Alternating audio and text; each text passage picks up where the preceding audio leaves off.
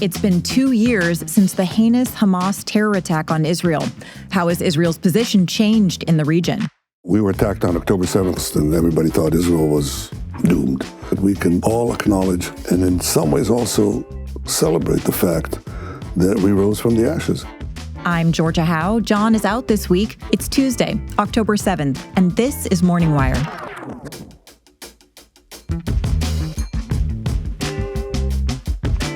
Trump is pushing ahead with National Guard deployments despite a fierce legal fight. And Chicago police were ordered to stand down as ICE agents were being attacked. Save Chicago. It's a great city. It's going to be lost if you don't do it. We have no choice but to do this. And the president joins Republicans in calling for Democratic Attorney General nominee Jay Jones to exit the Virginia race after his violent text messages were revealed. We had Charlie Kirk assassinated, and so many folks celebrated in the far left. And now Jay Jones comes out and says that he has 2 bullets for Todd Gilbert's head and wants to see his children die. Thanks for waking up with Morning Wire. Stay tuned. We have the news you need to know. This episode is brought to you by PrizePicks. You and I make decisions every day, but on PrizePicks, being right can get you paid. Don't miss out on any of the excitement this football season on PrizePicks, where it's good to be right. Football is back, and there's no better way to add a bit more fun than with PrizePicks. Stack up your favorite players' stats against each other. You can even bring in players from other sports. PrizePicks has really stepped up their game this season with some exciting new features. The biggest one is their stacks feature. Now you can stack up the same player up to 3 times in one lineup, so if you're confident that Josh Allen is going to have a monster game, you can pick more on his passing yards, rushing yards, and touchdowns all together. They've also added a social element where you can follow other players and copy their lineups with just one click. Plus, with injury reboots protecting your lineups if a player gets hurt in the first half and fast, secure withdrawals, it's easy to see why millions of users have made PrizePicks America's top daily fantasy app for testing your football knowledge. Download the PrizePicks app today and use code MorningWire to get $50 in lineups after you play your first $5 lineup. That's code MorningWire to get $50 in lineups after you play your first $5 lineup. PrizePicks. It's good to be right. Israel's 2-year war in Gaza may be coming to an end after a U.S.-backed peace proposal won widespread backing across the Middle East. Here to talk about the Middle East on the second anniversary of the October 7th attack on Israel is Daily Wire reporter Tim Pierce. So, Tim, let's talk about the latest with the hostage negotiations. Where do things stand now? Right. Negotiators are meeting in Egypt as we speak to hammer out the details of the peace framework presented by President Trump. Already there are splits, so there's no certainty that the negotiations will get past the initial stage. Hamas has agreed to release all of the hostages, but it hasn't agreed to the 3-day timeline, nor has it agreed to demilitarize, nor swear off any future involvement in Gaza's governance. But the president is optimistic. He's treated just Hamas's willingness to have a conversation as a win. Now, today is 2 years since the October 7th attacks, and a lot has transpired in the region just in that time. Where do things stand for Israel now as compared to 2023? Yeah, a lot has changed in the past 2 years. Back in 2023, Saudi Arabia was close to joining the Abraham Accords and normalizing relations with Israel. To Hamas, that would have been a disaster. It needs Israel isolated. At the same time, Israel was roiled by judicial reform. There were massive protests in the streets. Israeli society seemed to be tearing itself apart. Hamas sensed weakness, and it needed to break up Arab-Israeli relations, so it attacked. As an Iranian proxy group, it received help from Iran and its massive network of terror groups. Tehran is the largest state sponsor of terrorism in the world, and prior to October 7th, it had used its web of terror groups to surround Israel. But now, as of 2025, that web has serious holes. 2 years after October 7th, Israel is in a much stronger position in the Middle East. Prime Minister Benjamin Netanyahu actually talked about that in an interview with Daily Wire's Ben Shapiro yesterday. Here's what he said. 2 years later, we've smashed the Iran axis, smashed most of its proxies. Hamas, not finished yet, but we'll get there. Hezbollah, Syria is gone. Smashed also Iran's nuclear and ballistic missile program. Still there, but it rolled it really back with President Trump's help. And the Houthis, who are threatening the entire world and maritime shipping. So Israel emerged from this horrible day as the strongest power in the Middle East. Now, as much progress, though, as Israel has made with their security in the Middle East, we've still seen an eruption of anti-Semitism and general sentiment, anti-Israel sentiment across the West at large. What can you tell us about those trends? Yeah, support for Israel is fading in the West. Canada, the UK, and France recently recognized the non-existent state of Palestine. Trump has called that a reward for terrorism. And polling in the United States suggests some bad trends for Israel as well. According to a Washington Post poll conducted last month, support for Israel among American Jews has taken hits.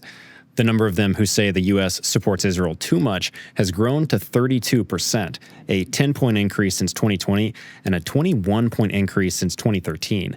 This trend is probably best seen politically in what has happened to the Democratic Party, where the Palestinian cause has become somewhat of a litmus test among progressives.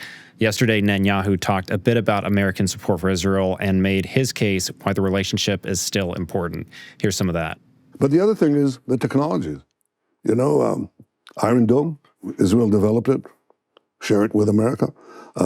Arrow missiles, they shoot these missiles from the sky way, way up in altitude, developed by Israel, co-shared with America. What about offensive weapons? Well, I can tell you we shared it with America, but I can't share it with you, okay? The most advanced offensive weapons on the planet, things that none of the superpowers have, developed by Israel, shared with America. So the trend in the United States is moving against Israel, which is something the Jewish state has to be concerned about considering how much support it receives from Washington. Well, it's definitely a trend I've seen both on the left and on the right. Tim, thanks for reporting. Thanks for having me. You know, I'm the kind of guy who really enjoys cooking. I take pride in what I put on my plate. So when I learned that over 4 billion pounds of meat were imported into the US last year and can still be labeled like it's from here, I just couldn't get it out of my head. That's what led me to Good Ranchers. All their meat is 100% American, sourced from right here from local farms and ranches. I can taste it in every bite. Personally, I love to give my Good Rancher steak a good dry rub before sauteing it in butter, giving it a great taste. There's no better way to make it. I've been subscribing for months now and I love the whole experience. I get $25 off every box, free shipping, and they throw in a free gift for life. I've gotten their chicken thighs, bacon, and even Italian sausage, which was phenomenal. Plus, if I'm traveling for work or I just need a break, I can pause or delay my delivery anytime. No hassle and no commitment pressure. Right now, if you use our code WIRE, you'll get $40 off your first box plus free meat for life when you subscribe. Support American farms and families, all while eating better. That's WIRE for $40 off plus free meat for life. GoodRanchers.com. Welcome to the table.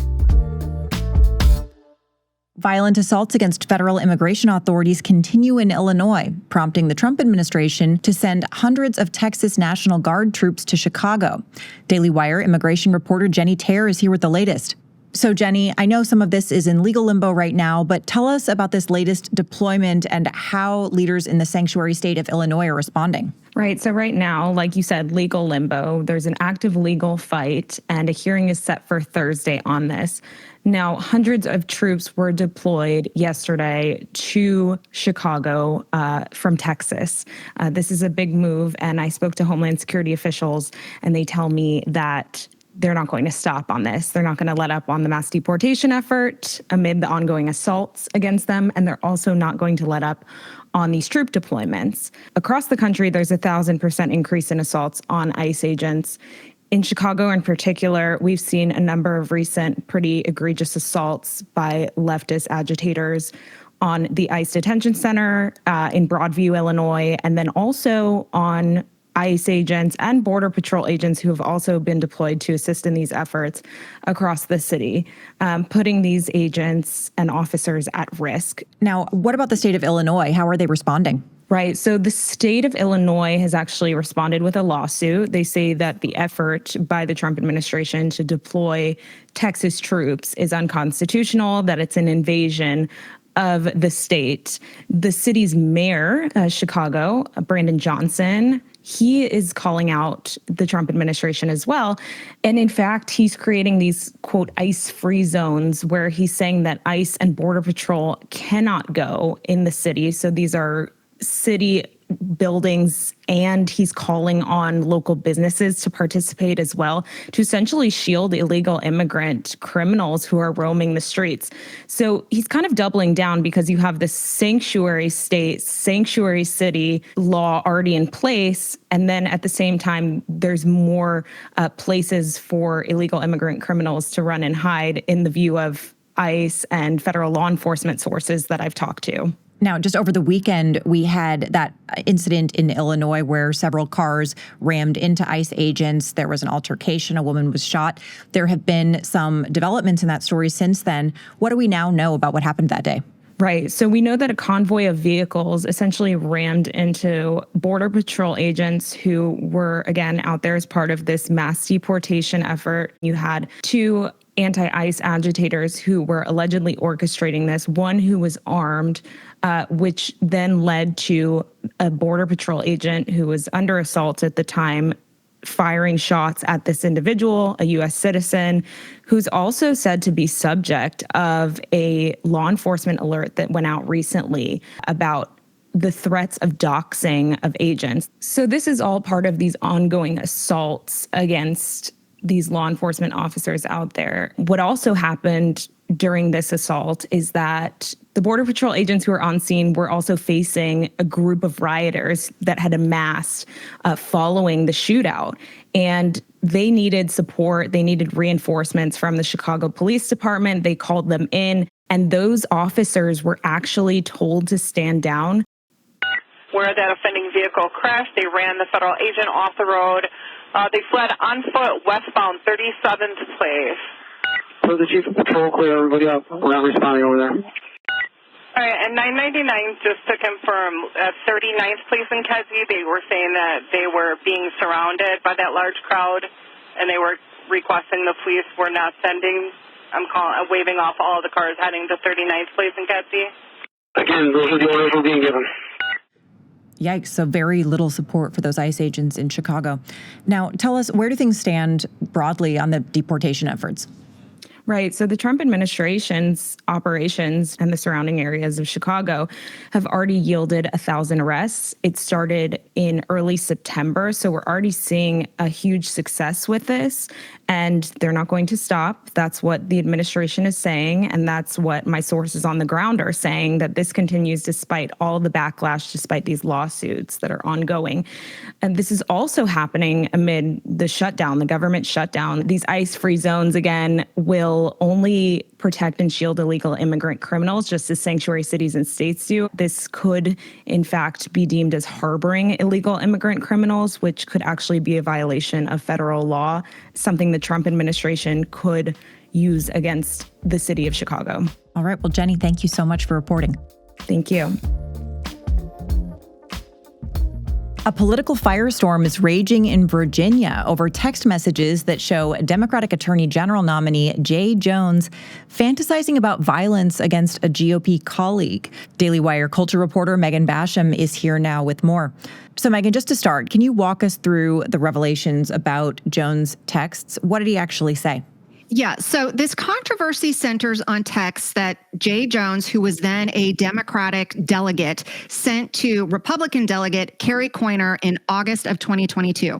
And in them, he fantasized about the murder of then House Speaker Todd Gilbert, a Republican. So here's what Jones said. 3 people, 2 bullets, Gilbert, Hitler, and Pol Pot. Gilbert gets 2 bullets to the head.